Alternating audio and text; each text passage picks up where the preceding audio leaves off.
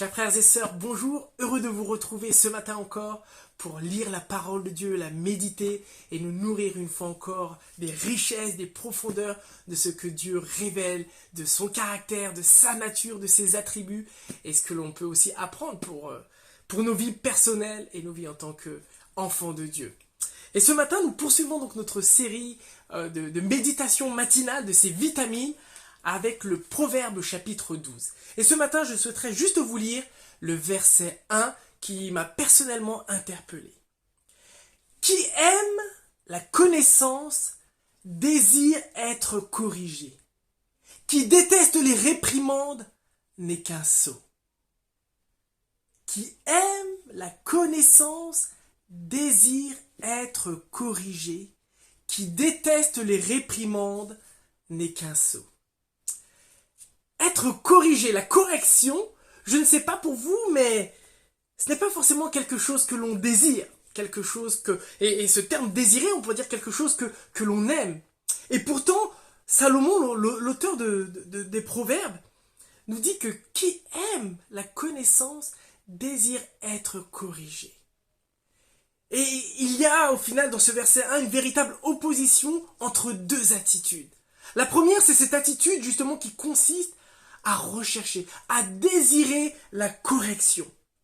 Cette attitude témoigne de l'humilité. Elle témoigne du fait que l'on a la capacité de reconnaître ses erreurs, de reconnaître que l'on s'est trompé et que l'on désire justement, en vue de grandir dans la connaissance, être repris.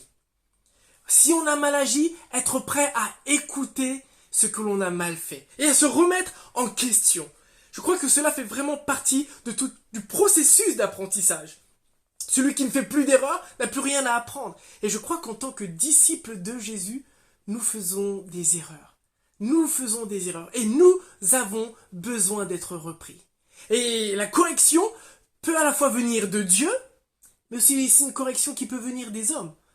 Et dans le cadre de l'Église, je dirais, l'objectif c'est aussi d'apprendre à nous reprendre les uns les autres avec amour, dans le but de grandir dans la connaissance de notre Dieu, dans cette connaissance aussi pratique, dans cette sagesse pratique de nous conformer aux vérités de la parole.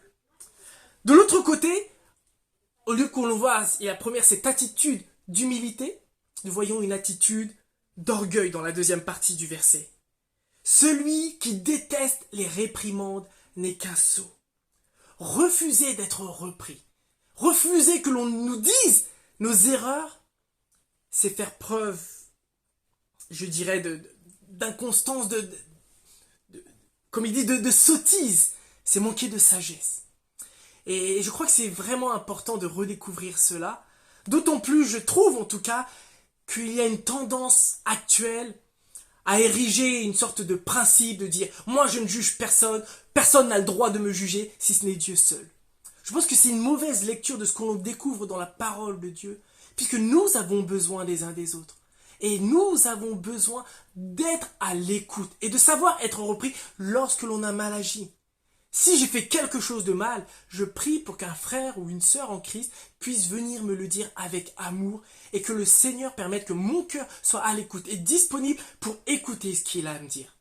Refuser toute forme de réprimande, refuser d'être repris, refuser d'être instruit au final, ne va pas nous aider à progresser dans la sainteté, ne va pas nous aider à progresser dans le caractère du Christ et à sa ressemblance. Et je prie que cette réalité de la correction ne puisse pas forcément être perçue comme quelque chose de négatif, mais que l'on puisse le rechercher, le désirer, l'aimer, puisqu'au final il y a un but, celui de grandir à la ressemblance de notre Seigneur. Que ce principe conduise non seulement cette journée, mais nos vies entières, et que l'on apprenne à se placer dans une forme d'humilité et se remettre en question. Très bonne journée à tous et que le Seigneur vous bénisse. À très vite.